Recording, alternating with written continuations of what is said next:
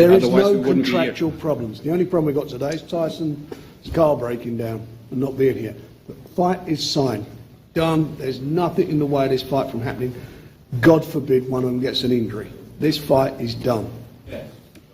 Mr. Flint, who is the head of the tribunal, has ruled that the fight will go ahead and the hearing will take place afterwards. So there is no danger of that stopping the fight from happening.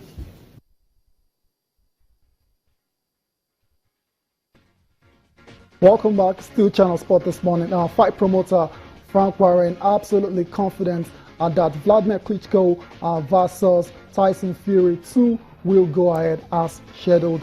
Like I said, injury.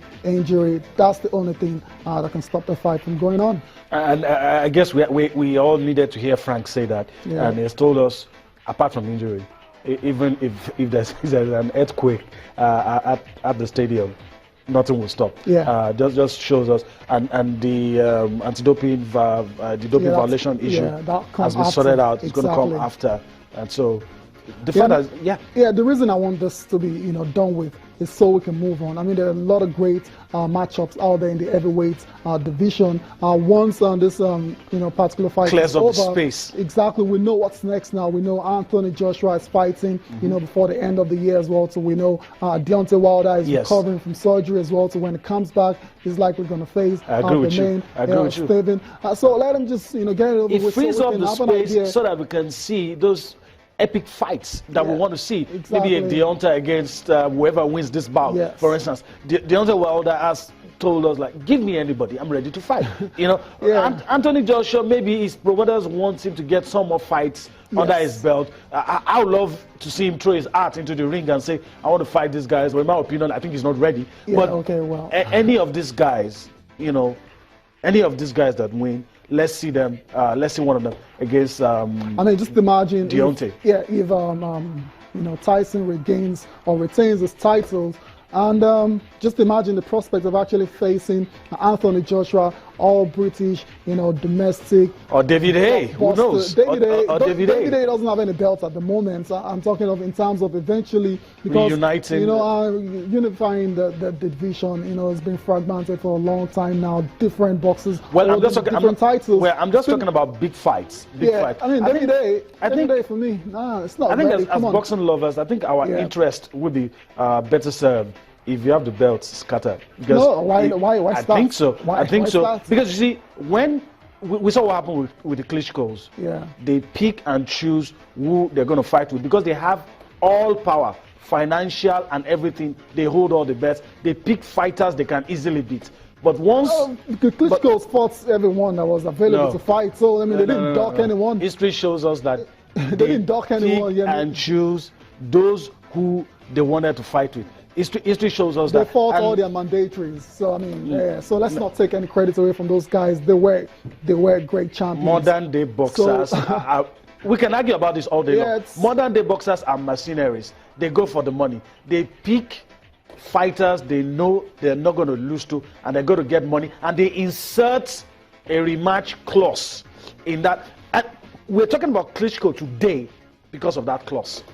That's normal. That's business. That's boxing business for you. There, if you want to do a contract, there's every chance you lose or win. So if you want to protect your interest, you put a rematch clause in there, and that's what is. So it means that boxers are not modern day gladiators. Because you're a gladiator, you go into the arena. It is business now. It is big business now. If it is business, they are mercenaries. That's not the issue. The issue, is the fact that Tyson Fury and Vladimir Klitschko and Deontay Wilder, the ultimate thing a lot of boxing fans want to see is a unified champion. It's been a long time we saw that happen. Lennox Lewis ages ago to hold all the belts. So at the end of the day, you say, I'm a WBC champion, he's WB, I'm IBF. So who's the true champion?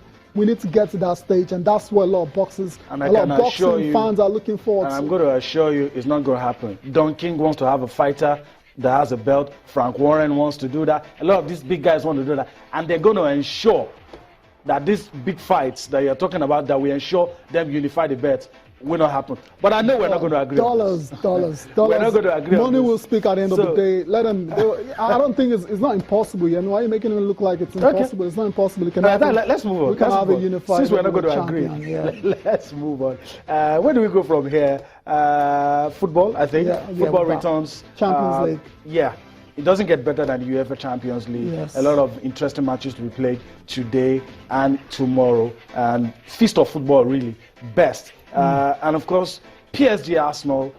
You might, say one or two things about Arsenal, but it's still a big game any day. Definitely, no doubts about that. PSG versus Arsenal. Arsenal going away to play at the Parc des Princes. And then you have another big game between Barcelona and Celtic.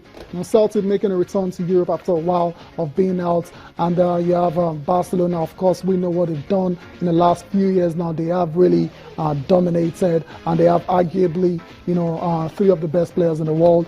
So we're looking forward to a lot of interesting matches tonight, but our focus for now is the match between Arsenal and PSG. Yeah, we'll see how all of that pans out. Of course, we want to see how some of those teams react or how they play after losing some of their best players. Napoli, for instance, would play against Dynamo Kiev, so we would like to see how they react to losing Gonzalo Higuain. Manchester City, Pep Guardiola in the saddle, playing against Borussia Mönchengladbach. We also want to see how that pans out as well. All right. I mean, Brendan Rodgers, man, has been speaking ahead of tonight. So let's listen to him. Yeah, surely. Let's listen to the Celtic manager, Brendan Rodgers, as he speaks ahead of that game against Barcelona in the UEFA Champions League.